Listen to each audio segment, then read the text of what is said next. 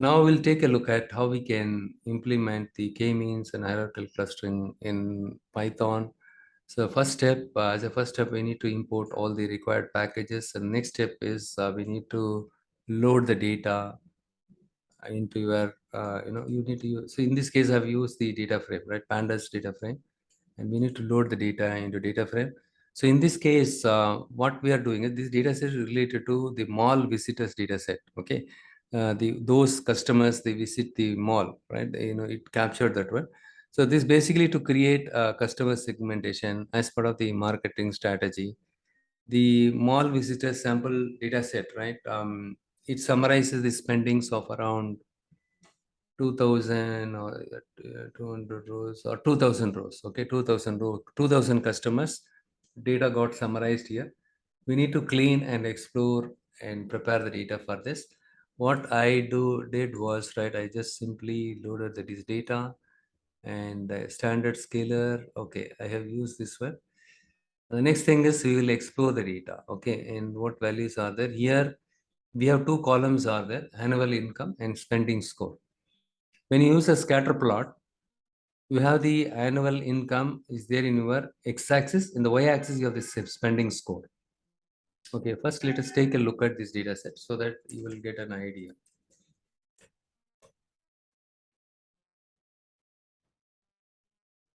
Even this one takes longer time. I don't know why it became slow all of a sudden. I closed my PowerPoint. Let me close this one.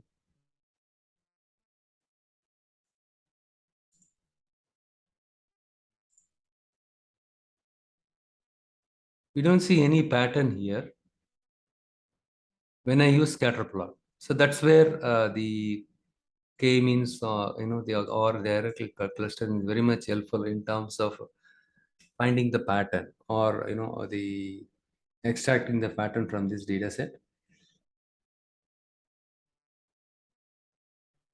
Okay, like I said, the feature scaling, we need to do it as part of K-means clustering. And even in the case of hierarchical clustering, it is a best practice. You do this way. And scalar pre-processing and standard scalar, the Python scalar library, right? So this is the one offers the standard scalar function to standardize the data values into standard format.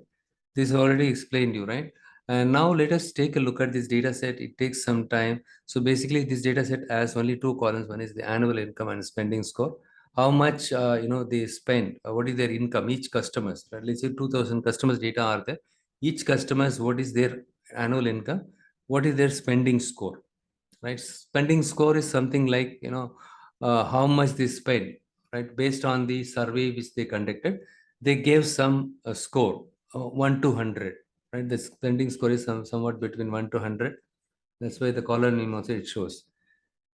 Okay, so this is the one we have it. Now the next step is what we will do is I'm going to use the K-means algorithm. So this one K-means class is available as part of the SQL-on.cluster package. And here I just create, I initialize a list to capture the within summa squares. Okay, within cluster summa squares. What is within cluster summa squares? The distance between each observation and the distance between the each observation and cluster and the centroid. Okay, now with this loop, we are going to find out the optimal number of clusters. So using the elbow method, we need to find the optimal number of clusters. What we are doing, we are using in the for loop, the range is 2 to 11. So K-means is a function, right? The first argument, it takes how many number of clusters you need to specify. Here, what we are doing, we are passing the I. We are iterating the values between 2 and 11. For two clusters, what is the the within cluster summa squares error? Okay, and for likewise for two cluster, three cluster, four cluster, five cluster, how much error? Look here, the whole idea of this one is to plot this one. The x-axis number of clusters and y-axis WCSS. If you see here, it shows something. The elbow is here, right? A 5. But afterwards, it is going down, but somewhat it is okay. Ideally, in this case, right, three clusters are okay. According to this is the first elbow, but still it is not stabilizing. But if you take 5, it will be okay. But if you take 7, right, it will be too cluttered. And in this, we will see, we will try with the randomly, right, how many number of clusters We'll try with different number of clusters and see how it goes. Now here what this one does is, this is 2 to 11, range of 2 to 11 is, we are iterating, right, for 2 to 11. So what is your point?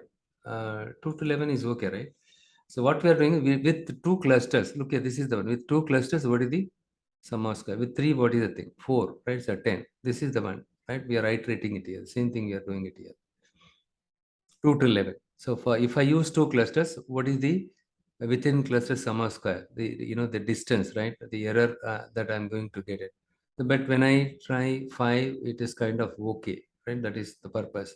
For each and every, we are basically trying different method to find number of clusters that needs to be selected. We are using the range of values 2 to 11. Okay, if I select 2, how much error I'm getting it? So within cluster sum of squares I'm getting it. That is the whole idea here. Here the unit values K-means plus plus, right? K-means plus plus, I have used it. And if you see here, this is what. So, but in this case, when it comes to Python, right, you need to use fit predict method. And yk means this is the one, it is showing it here. The yk means it shows here, but this is the one elbow method, right? So these values for each and everything, we are plotting it in as a plt dot plot range of 2 comma 11 wcss. Whatever the values got accumulated, right? So the how do we do that? Using append. In list we have append, right? Now for inertia, we have something called inertia. This is the one is helpful in terms of capturing the WCSS, okay, the inertia.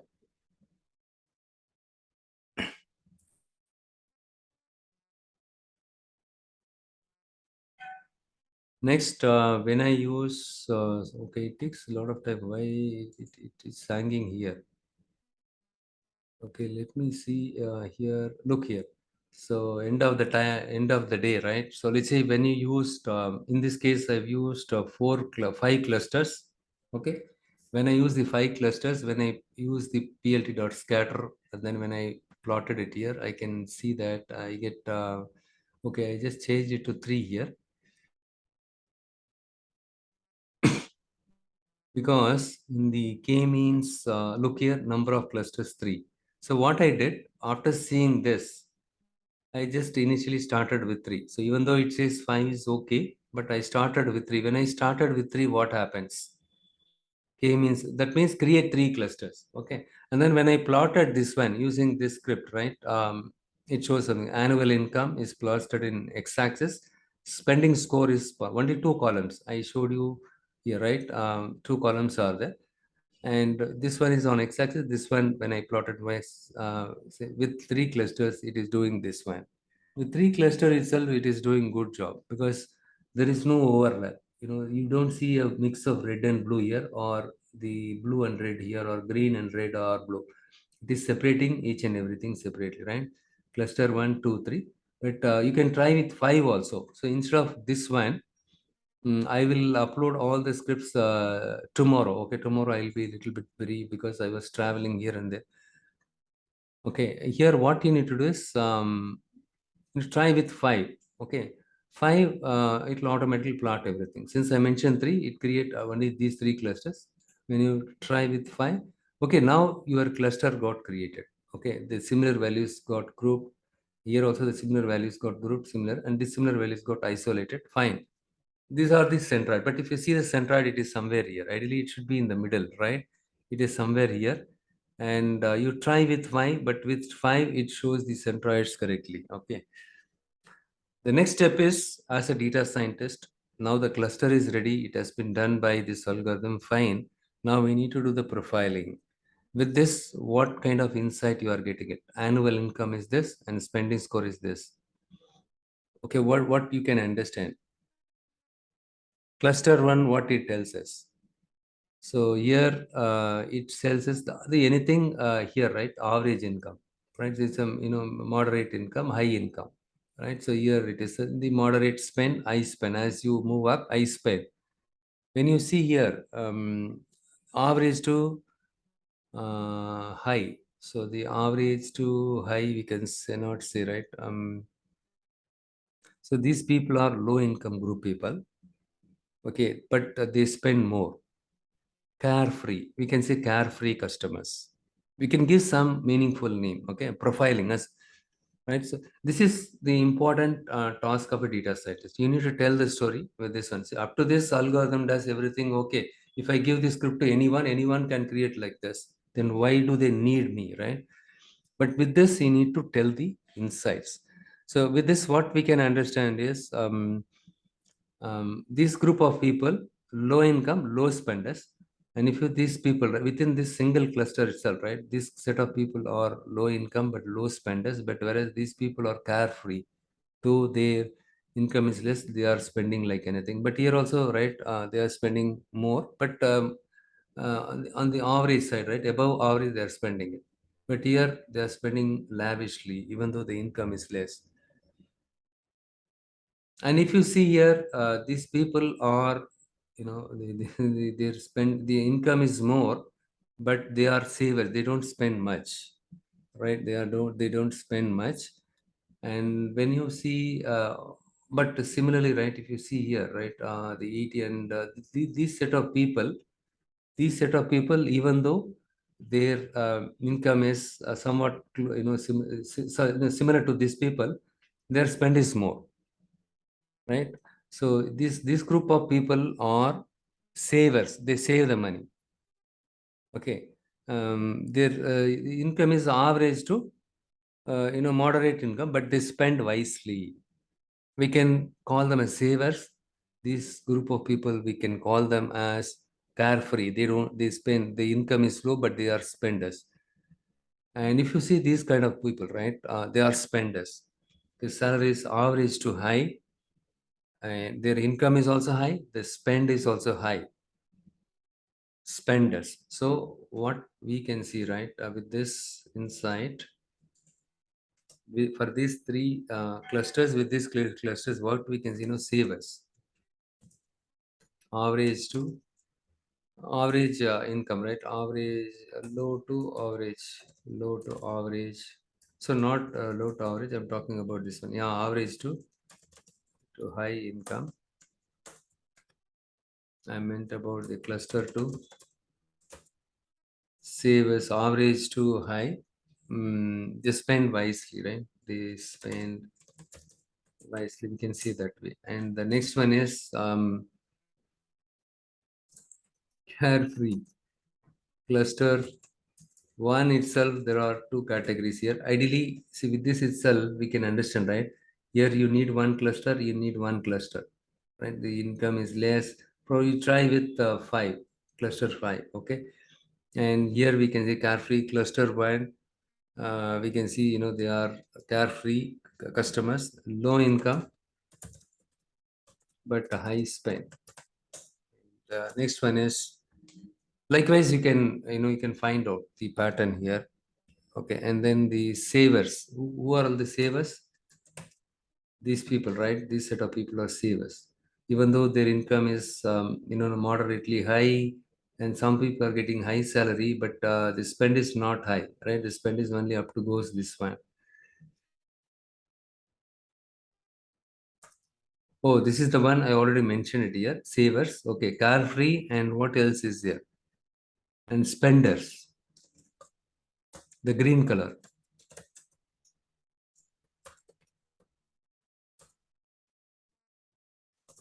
High income, high spend. This is what we can see here, right? This is the pattern. So this is what they need to communicate to the management. They do not know anything about the all these things. Okay. And the next one is the hierarchical clustering. So what is hierarchical clustering? Similar, like your K-means clustering, we do the feature scaling here also. In the hierarchical clustering, a dendrogram is used. Okay, what is dendrogram? It is type of a tree diagram. It shows the hierarchical clustering. That is the relationship between the similar sets of data. So these are all the similar sets of data. Within this, these values are close by, these values are close by, something like that. Okay, that is what we can see it here. And the next one is, yeah, here. This is the plot square, so figure size. Here, this is the width, right? So the 20, this is the width, and this is the height. You can specify it. If you reduce this value, the width will get reduced, and the height, if you want to increase it, you can increase it. Height is more than sufficient. Width, I already given enough width. And the title, I have given the tendrograms, and SHC. What is SHC? This is what the one, right? A sci-fi cluster hierarchy. This is the package that I imported. SHC.dendrogram. This one is available as part of SHC. And linkage. Here simple linkage method. Here we need to specify the data set name. Here the scale data set, I used it. Method equal to word type. Here you can use the single, what is it? Different methods we discussed, right? The complete linkage and single linkage. Those kind of, if you specify single, it will become single. For example, if I say single, okay, anyhow, let it be there because it takes a lot of time, right? Even these things were not imported. Instead of waiting, I just show the previous one so that we can save time. So with this what's method, look here y equal to 4. So I'm going to cut this tree. So it's very difficult to interpret with this larger tree, right? So we are going to cut the tree. So here I'm going to cut it in 4 parts, okay? 4 clusters, 1, 2, 3, 4. Okay, you can see the line here. Anything above this, and you can, but still it is little bit, a little cluttered, and we can probably cut it further down. With this, we need to interpret the thing, okay? And I have another data set I will give you. You try that one. I think with that you should be able to gain the insight. Okay, this is the one. And the next one is the agglomerative clustering. We discussed about two types of clustering. One is the agglomerative, and what about the other one? What is agglomerative? Is this bottom up or top down? Agglomerative is bottom up, right? The so far I discussed about top down. The agglomerative is bottom up, but even in the case of agglomerative, same thing, right? We can do the clustering, and here number of clusters, what kind of distance metrics, and linkage is a single linkage, complete linkage, or that is the one it shows. And when I use predict here, it gives me the distance metric. And then when you see the class cluster dot labels, it gives me which values falls in which cluster, okay. And finally, when I plot this, right, annual income in x-axis and spending score in cluster dot labels, right, it gives me which value falls in which cluster, which record falls in which, this one, all these values are falling in cluster 1, this is falling in cluster 0, something like that.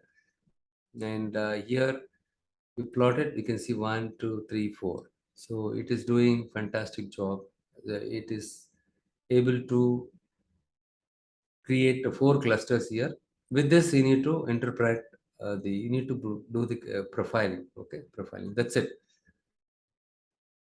So the exercise for you all, right? You can take a look at this one. And first thing is the K-means. You try with 5 clusters and see all, the centroids are there in the middle of each and every cluster, right? It is not in the middle here. You try with 4.